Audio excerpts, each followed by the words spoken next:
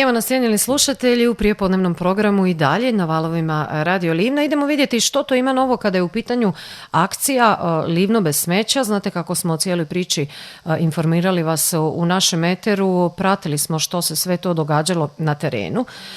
A malo više detalja o onome što je do sada odrađeno i kakvi su planovi za naredne dane donosi nam pokretač cijele ove priče, gospodin Marin Mamuza, koji je sa nama putem telefona. Lijep vam pozdrav i dobrodošli na valove Radio Livna. Pozdrav Andreja, lijep pozdrav tebi i pozdrav svim našim slušateljima. Posebno onima koji su bili s nama na akciji čišćenja smeća, ovim putem ih pozdravljam i zahvaljujem što ste pridružili našoj akciji.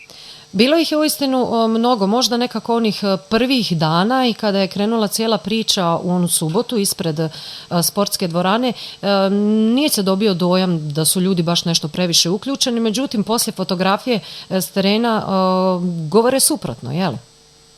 Pa evo, meni je drago da je naša akcija naišla na doista dobar odaziv naših građana i sugrađana. Tako da bio je cilj mobilizirati ljude, znači da se uključe u samo čišćenje, a ono što je krajnji cilj naše akcije Livno bez smeća je to da svima podignemo svijest o činjenici da ukoliko se nastavimo ovako ponašati i da nemamo brigu i osjećaj za naš okoliš, da ćemo doživjeti to da umjesto da živimo u najljepšem gradu na svijetu, što ja mislim da Livno je, živjeli bi na velikoj deponiji. Tako da drago mi je da smo tu svijest probudili i evo ja pozivam i sve ljude koji se i ne moraju uključiti direktno u naše akcije čišćenja, koji su trenutno na malom stand-byu, da i sami se uključe ako vide negdje smeće da ga pokupe, da utječu na svijest onih koji nemaju svijesti o okolišu, o prirodi, o poštivanju prirode, da utječu i na njihovu svijest, na njihovo ponašanje, da ne bacaju otpad u prirodu. Tako da sam cilj nije čišćenje, nego je sam cilj mijenjanje, ajmo reći, neke perspektive prema našem okolišu. Marine, kazao si, evo, nije cilj naći se na jednom mjestu pa da evo ti ili ne znam ko već rasporedi ljude, ti ćeš tu, nego da ljudi kontinuirano rade na tome da čiste, pa evo takav je plan nekako mi se čini i za naredni period. Pa da, naredni period, znači mi smo očistili neko sitno smeće, volonteri, znači nismo mi radili sada akcije uklanjanja velikih deponija kojih ima stvarno previše u našem okruženju. Za uklanjanje većih deponija čekamo mehanizam koji treba donijeti grad Livno, odnosno zakonski okvir, a i represivni aparat, znači koji će počinitelje kazniti napokon, jer bez prvih kazni nećemo imati nikakvog odjeka u javnosti. Čekamo i nabavku i postavljanje nadzornih kamera koje će biti na određenim lokacijama, jer ne znam koliko su ljudi vidjeli, imamo jako puno deponija, evo, možemo ih i objaviti uskoro na našoj stranici Livno bez smeća, koji zahtijevaju jako naporan rad. Naprimjer, mora se spuštati u rupe, čistiti odozdoj bojlere, gume što su ljudi bacali, ogroman glomazni otpad. I nema smisla da sada angažiramo veliki broj volontera i mehanizaciju da sve to očistimo ukoliko to mjesto neće ostati zaštićeno. Tako da čekamo da grad i gradonačelnik koji je bio uključen u samu akciju naprave određene akcije koje će poduzeti da ta mjesta nakon što se očiste ostanu čista, a ne da nakon par mjeseci imamo istu sliku. Tako da čekamo da se donese taj mehanizam koji će zaštititi prirodu, a tek kad ona bude na određeni način zaštićena od odlagatelja otpada, onda ćemo krenuti u akciju čišćenja tih većih deponija. Kaži mi evo gdje ste to bili i što smatrate, koje područje našeg grada, naše općine smatrate koliko toliko riješenim, a što bi vam to bilo prioriteti i gdje bi se to možda žitelji kojih livanjskih sela, područja trebali malo aktivnije angažirati, pa možda evo da na ovaj način malo prozovemo, opomenemo. Marine, vi ste na terenu konstantno i ovo s drugo, neki segment vašeg posla, pa evo, vidite gdje to ima problema. Znači, najveći problem su ilegalni deponije glomaznog otpada, što građevinskog, što kućanskog otpada, stari frižideri, bojleri i sl. Znači, to je najveći problem. Ovo što neodgovorni ljudi bace limenku kroz prozore automobila, smeće, to ajde, i to je isto veliki problem, jer to je ogledalo naše kulture i naše kućnog odgoja koji bi ja volio da je kod sviju izraženiji malo bolje prema prirodi. Ali najveći problem su te velike deponije koje je izuzetno teško očistiti. Evo i ovom prilikom spominjem, nadam se da i vi u radijskom eteru spominjete, znači da komunalno Livno ima akcije odvoza komunalnog otpada. Znači sredinom mjeseca i krajem mjeseca. Imate na stranici javno poduzeće komunalno Livno, imate mjesta gdje se taj otpad može odložiti i legalno ga i besplatno uklanja komunalno Livno. Tako da, mislim, ne besplatno, svi mi plaćamo to kroz odvoz našega standardnog smeća i upotrebu vode i slično. Tako da ljude pozivam da ne bacaju otpad u ilegalne deponije koji zaista ima na svakom koraku. Svako selo ima nekoliko deponija. Gore je Bašajkovac, znači iz kojeg nam dolazi naš Duma, naša Bistrica, voda je zatrpan smeće. Znači to su količine smeća koje su, Bože sačuvaj, no stvarno nema riječ kojom bi to opisao. Tako da je to najveći problem, te velike ilegalne deponije. Evo ovom prilikom pozivam i javno poduzeće komunalno da napravi bar, ne mora u svakom selu, ali može po župama isto tako lokacije na koje ljudi mogu odložiti svoj glomazni otpad. Tako da se onda da ljudi iz sela ne bacaju više u seoske deponije, jer imamo tu situaciju da je selo uredno sve. Prođete 50 metara od sela i vidite veliku deponiju od mrtvih životinja, otpada i sve slično. Znači, to je ogledalo našega ponašanja. Mi nismo onakvi kakvi se sredimo, iziđemo u grad, uglancamo auto, zaližemo frizuru i sve ostalo. Ogledalo naše onako kako se mi ponašamo u cijelosti, a ne samo ona vanjština što drugi vide. Što mi radimo dok nas drugi ne gledaju, jer za to vrijeme bacamo otpad, jesmo uredni, jel taj otpad čistimo. Mislim da to treba biti ogledalo svi u nas, ogledalo našega grada i evo, ja se nadam da će jednoga dana Livno definitivno biti bez smeća. Što kažeš, Marine, obilazio si teren, koliko smo uredni? Izuzetno smo neuredni. Ne bi ni rekao da smo uredni.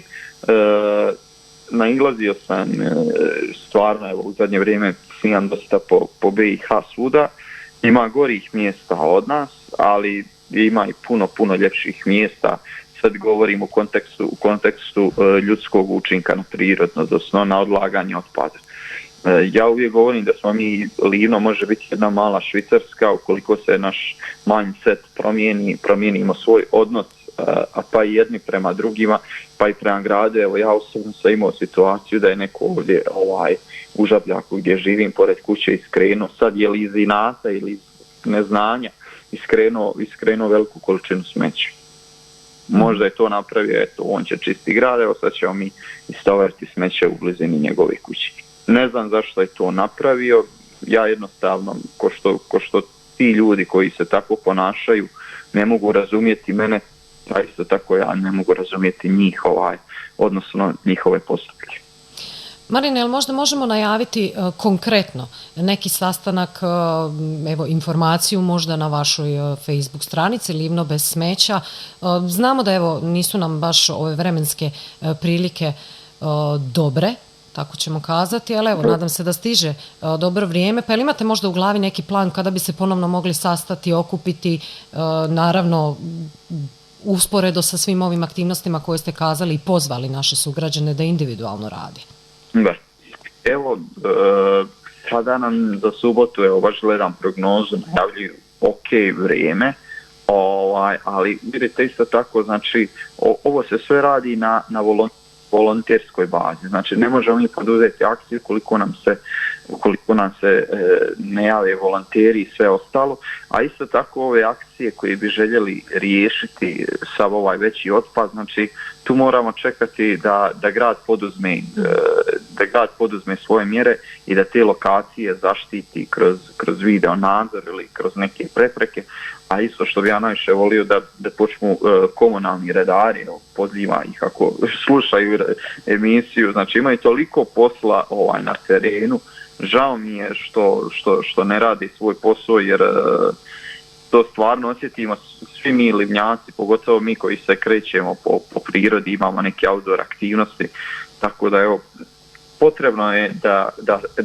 da se sistem promijeni, kako bi rekao. Mi smo evo gore prema Pijetlovom brdu čistili, znači počistili smo super lokaciju, već u petak, subotu iduću je bila prepuna smeća što su bacali limenke od piva, cigare, čipsevi i slično. Tako da mislim da trebamo utjecati jedni na druge, da promijenimo našu perspektivu, da ljudi u glavi pomisle neće ovo prljati, to neki ljudi čiste, a isto tako trebamo utjecati i na naše institucije da poduzmu i da ljudi koji su na svojim radnim mjestima i odnosno primaju plaću za svoj posao, da krenu i svoj posao obavljati. Ono što, Marin, evo za kraj oduševljava definitivno gledajući fotografije sa vaše stranice je da je veliki broj mladih djece uključena u priču, pa jedna je bila i zanimljiva tvoja slika gdje se onako uslikao curicu sa onim gumenim rukavicama. To bi nekako bila prava slika, odnosno cilj svega ovoga, educiranje mladih, je li tako? Pa tako je, kakav grad, kakvu prirodu ćemo ostaviti našoj djeci, to je prije svega pitanje. Hoćemo im ostaviti grad pun smeća ili ćemo im ostaviti grad u kojem se nesmetano mogu igrati, gdje neće naletiti na neku deponiju, tamo se porezati ili ozlijediti, gdje mislim da trebamo iza sebe bez neke patetike i toga svega gledanja na našu budućnost i na našu djecu, trebamo gledati da im ostavimo ovaj grad i ovu prirodu u što boljem stanju.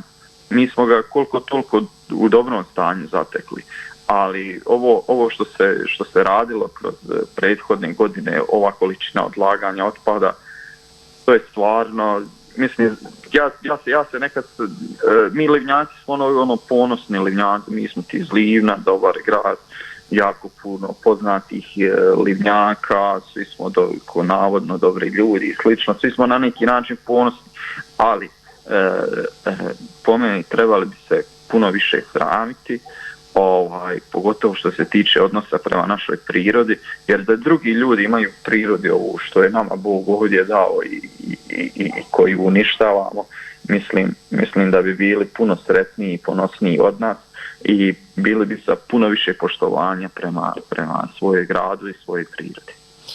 Marine, hvala na izdvojenom vremenu i naravno napomenuti Livno bez smeća je Facebook stranica na kojoj mogu pronaći sve relevantne pravovremene informacije i naravno mogu vas, jel tako, kontaktirati putem Messengera za sve upite, naputke, slično. Da, naravno, svi se mogu javiti nama, znači ljude, evo imali smo super primjer gimnazije koja se uključila u akciju, od nas im je trebala samo mala pomoć u koordinaciji sprovođenja akcije, znači neki savjeti kako lakše to očistiti, oni su sami odredili područje koje će čistiti, odlično su se organizirali i napravili su jako dobar posao, tako da ovom prilikom i stvarno čestitam na super obavljenom poslu i mislim da njihov primjer mogu i drugi slijediti, znači ne moraju čekati na nas ili na neku infrastrukturu, znači jednostavno mogu se uključiti i ako ništa, evo danas šetam i pokupit ću jednu limenku koju je neko bacio, evo ja ću biti dobar pa ću je očistiti. Marine, hvala još jedanput na izdvojenom vremenu, mi se čujemo svakako. Hvala tebi, Andreja, pozdrav vama u radiju i svim slušateljima. Eto, čuli ste, cijenjeni slušatelji, možete i vi biti dio akcije Livno bez smeća, ne trebate čekati naputke koordinatora, uzmite stvar, u ovom slučaju smeće u svoje ruke i dajte doprinos cijeloj ovoj lijepoj priči. A mi nastavljamo i dalje uz dobru glazbu i marketing, druženje na valovima Radio Livna.